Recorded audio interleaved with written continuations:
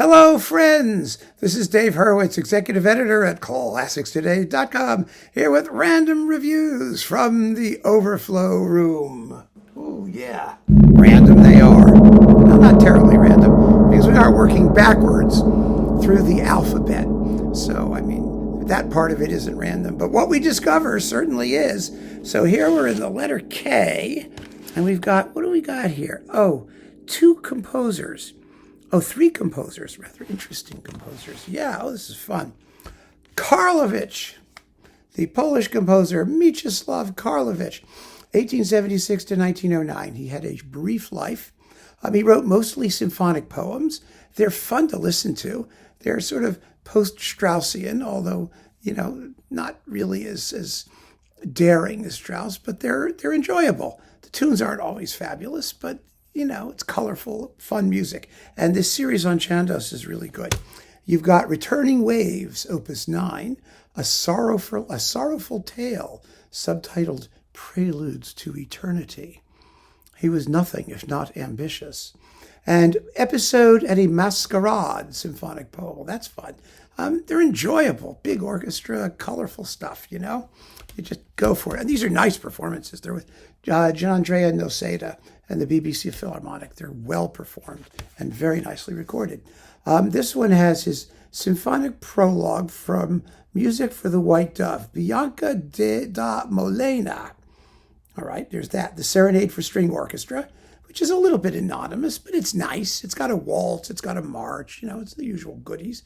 And then Rebirth, Symphony Opus 7 in E minor. Well, unfortunately, his rebirth didn't last too long.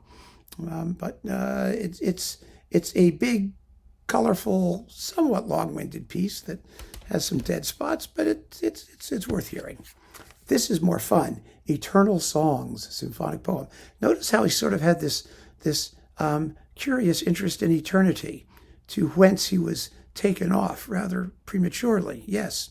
So it's good that he liked eternity. Then we've got Stanislav and Anna Oswiecim, symphonic poem. 22 minutes of, you can't pronounce the name, but if you're Polish, you can. And then the Lithuanian Rhapsody, symphonic poem. This is with Jan Pascal Tortelier in the BBC Phil. This is really enjoyable music. He's a minor figure, but one really worth listening to. He really is. You'll enjoy him very much. Then we've got Karayev. I have him upstairs. This is the only Karayev I've got downstairs. I like Karayev. Karayev is the Azerbaijani composer. He was a FOS, friend of Shostakovich, who thought he was really a fine composer, and he was. Naxos has done a bunch of recordings of his music. It's all covered on ClassicsToday.com. But this has the Seven Beauties Ballet Suite. Oh, this is so much fun, especially the procession at the end, which was used by Ernie Kovacs. And, that's where I first heard it, actually. And I was like, what the hell is that? And I finally found someone who knew, which was a miracle. And then The Path of Thunder, another ballet suite. These are big works, 34 minutes and 38 minutes, and the music is colorful and nationalistic, but not... It's good music. It's not. It doesn't feel like he's just being socialist realist for the fun of it. You know what I mean? It's good stuff. I want to hear these ballets complete. I was begging Ondine to do a complete Seven Beauties, but it didn't happen. So, oh well. Maybe they looked at it. It sucked, or they couldn't find the music. There was something weird about it. I remember. Then we've got Karamanov. Now, Karamanov, Alemdar Karamanov, he was born in 1934.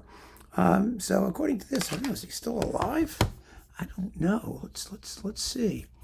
He could be. Alemdar Karamanov. I haven't looked, actually. Oh, nope, there he is. He's still there. I see pictures of him. No, died in 2007. So there we go. Okay, I had a feeling. But this was, I got these discs. Oh, he was still around when these discs were made. First, we had Symphony No. 3 and Piano Concerto No. 3, which is subtitled Ave Maria. He was a spiritual Soviet composer, which meant that he was largely sidelined. People such as, what was her name? Nikolaeva, the pianist and people like that who were, they managed to survive on the fringes of Soviet musical life.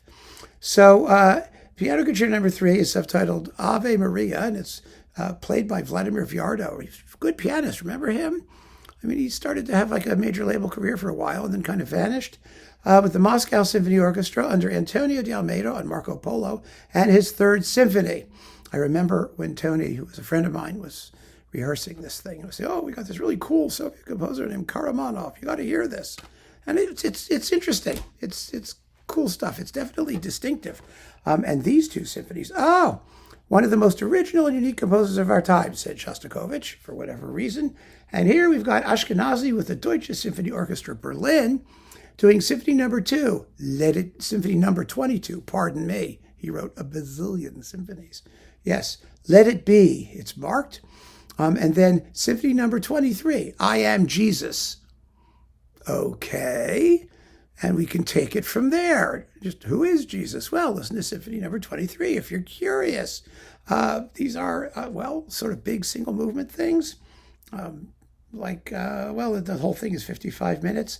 And Let It Be begins Vivace Infernale. Ooh, baby.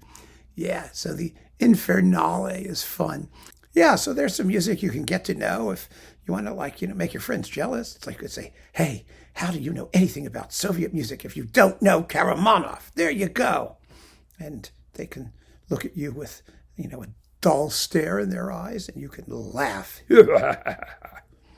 Keep on listening, friends. Thanks for joining me. Take care.